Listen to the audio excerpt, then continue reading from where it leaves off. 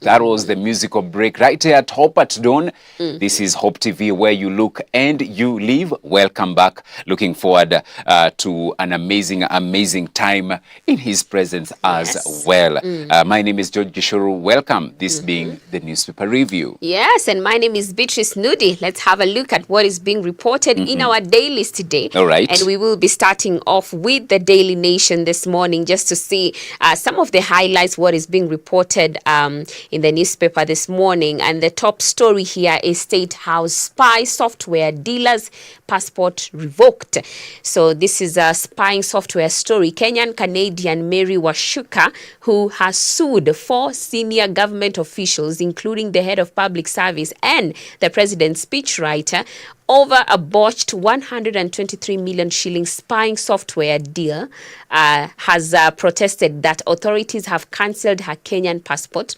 She has linked the action to the high-stakes suit, alleging an attempt to twist her into dropping her claim. Quite interesting. Pages 4 and 5 is that story. And I see here, looking at the events, I am convinced that someone wants me to feel intimidated and drop the case in court. This is from Mary Washuka.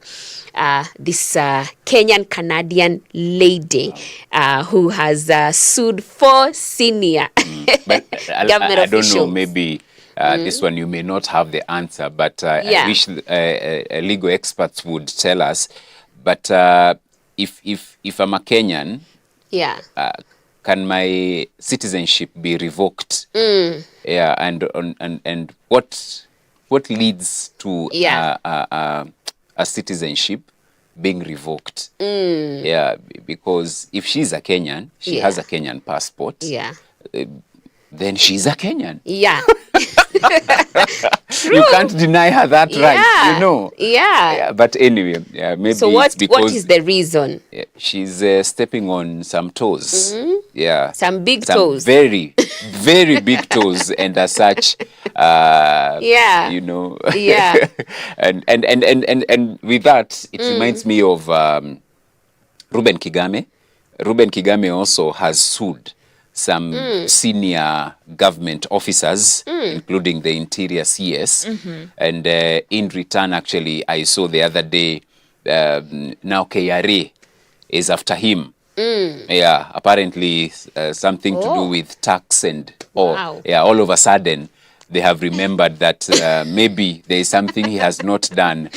This is like they dug deep. And you see, that's why it's unfortunate that when you have institutions being weaponized against people. That's true. You know, it's wrong. It's not right. It is not right. And these are some of the things that also, in a way, are counterproductive to our country. Imagine a foreigner who is seeking to invest in a country, in our country, and then he sees all these, should I call them shenanigans, you know, of institutions being used as a weapon to get back at some people, as other people having their whatever revoked without due process. So they would be like, I will invest in that country, and then all of a sudden, from the blues, something may just happen, and I may lose my business, I may lose my investment. So in as much as we are playing politics and whatever, let us look at the ripple effect of some of these things. Me thinking. You are thinking very well. Because Immigration PS, Belio Kipsang on the same has denied a red alert has been issued. So that's the story, and you can have a look at it on pages 4 and also 5. More stories: tycoons buy into 45 billion shillings driving licenses contract. I see well-connected individuals have secured a stake in a company that that the center of 45 billion shillings smart driving license project, raising fresh concerns over the growing footprint of politically connected individuals in lucrative public-private partnership ventures. And that's a story covered on page 7. You can have a look at it. And I also see more stories: ruling on Kenyan children sired by British soldiers to open Pandora's box. A story covered on page 3. And on the health sector, I see SHIF abandons London's failed system after April. The Social Health Insurance Fund will reintroduce biometric identification of patients to replace the troubled one-time password OTP system blamed for delays.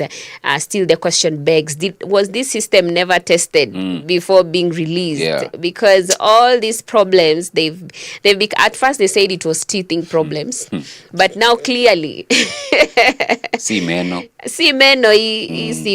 Yeah. It's the whole body, like everything is not right. But we really hope that there will be sobriety in that area, because so many people are dependent on it. And the worst thing being, people are being deducted every month. Yeah. So we shouldn't have these things happening, in all honesty. Yeah. And I also see here children singing games excite audience at FET. So competitors in the preschool category thrill the audience as the 97th edition of the Kenya Music Festival opened yesterday in Meru School. Did you used to go to these festivals, drama, music? What ulikuwa kwa football? Football too. Oh, was focused. Wow. Oh. Focused on football. For me, that was my core. Yeah. Music festivals and drama festivals. Uh-huh. Oh, in fact, we would go for competitions and only me and the teacher will be proceeding to the national level. For public speaking. Yeah. Nilianza kuongea kitambo. We used to go for public speaking. In fact, in Form 4, I became number 1 nationally for senior public speaking. Wow. Yeah. Eish. Yeah, I was quite active, Yeah. you know. It was always fun for you and the teacher to just, so budget yenu yote ni to snacks tu. Unajua hiyo age ni snacks tu unafikiria. Hauna mambo ingine Hauna mambo mingi. Yeah. Mkiingia super anakwambia just take anything. Yeah. I remember she was given, I think, 10,000, and back then it was a lot of 10,000 money. back then. That's a lot. Yeah, for me, for whatever I need. Mnalala I hope you hoteli utilized. I hope you utilized the money well. Lots of snacks. For me, that was good utilization, you know. But it's amazing to see that the festivals are still ongoing. I mean, for me, that built me up. I can say there's great benefit, because that is what even gave me the urge to pursue journalism, because I saw that I have giftings in public speaking and all. So I used to even write shairis, you know, and I would teach the students there. Hey, I was doing the most. Alafu wakisema shairi wanasema uandishi wake Watare binti Gidinji. You know, used to do those things. Hey, them days. Them days. Hey, but anyway. See how excited you are. Imenikumbusha mbali. You know, just looking at music festivals. Yeah. But anyway, give us the standard. All right, the standard. Yeah. They go with the headline, and there are photos there of 3 people, 2 gentlemen and a lady. Jogoo House Wars is the headline. Ministry mayhem. A silent but escalating power struggle is paralyzing the Ministry of Education, where Cabinet Secretary Julius Ogamba is being openly contradicted by his 2 principal secretaries who seem too powerful, from fee guidelines to ghost schools and curriculum policy. The confusion is deepening, leaving parents, students and MPs questioning who really controls the education agenda. It's a story that is on page 2, and we have photos there of Julius Ogamba, the Education Cabinet Secretary, Julius Bitok, Basic Education Principal Secretary, and Beatrice Inyangala, the Education Principal Secretary as well. And so there is House Wars, that is Jogoo House Wars. Still on the front page, Hustler Fund, an economic sinkhole. The civil society wants Hustler Fund scrapped, citing massive losses, high defaults and claims of political misuse in a scathing new report. It's a story that you can get on page number 6. Then I see 65 billion shillings debt cripples health fund. Hospitals are owed 65 billion shillings. Staff salaries delayed, and millions of patients demand care as SHA's shaky finances threaten to derail the universal health care dream before it can fully take off. It's a story that is on page number 8. And Halwale criticizes Ruto over the closure of St. Mary's hospitals in that is in Mumias. In sports, Kenyans athletes focused on Tokyo Worlds despite Chan fever. You know, now everyone is talking about the Chan tournament, but there is also some athletics, and she is a great person.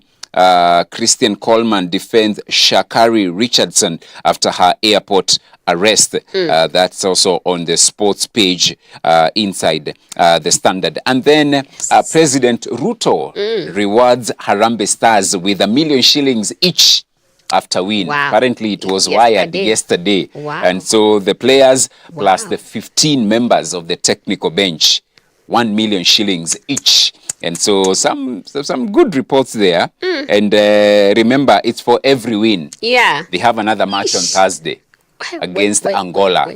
And so you can imagine they will be motivated. Yeah. Because already iko kwa mfuko. Yes. They are now waiting for the next match, which is against Angola. The normal tickets are sold out.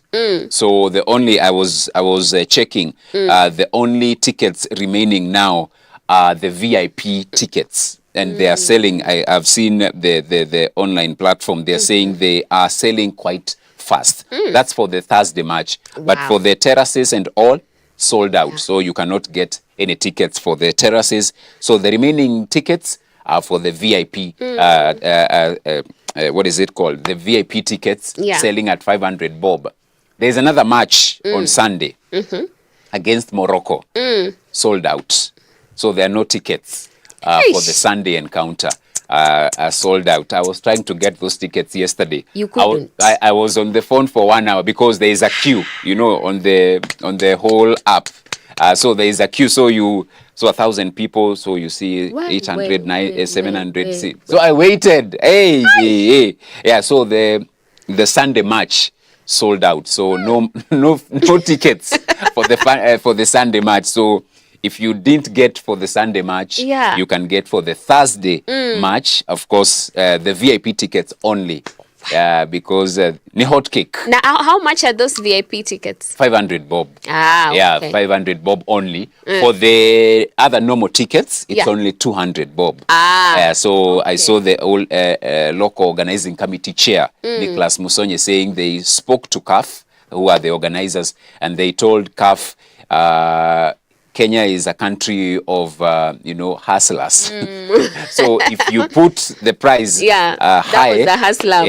High, they will not buy. And it's a good thing because you see now the tickets are now being sold out, which is a good thing. Which is it means a good that fans will be able to go and fill the stadium. That's we will true. not have empty stadiums. It's good being a footballer. Yeah. Right now. By the way, it is. It is. At such a time as this. It is. Oh, so Thursday they win, another $1 million bob. Sunday they win, another $1 million bob. Wow. They were told if they win the tournament, 600 million. Yeah? Yeah. Wow. By the president. 600 million. And then Sonko, you remember the former Nairobi governor? Yeah. He said he will top up the president's amount by 400 million. That's if they win. So they will have $1 billion. Yeah. To divide amongst themselves. They can be confused. We need financial advisors for them. For them, in case they win. Tupange ama guest wetu. Ndio. Tunawa deploy, go and help talk these to gentlemen. Before they squander everything. They are very young. Some of them are very young. Yeah. I think they need financial literacy as well, because that big blow of money can confuse you. You remember Kevin yesterday saying windfall. Yeah. That's a proper windfall. That's a win. I hope they invest the windfall.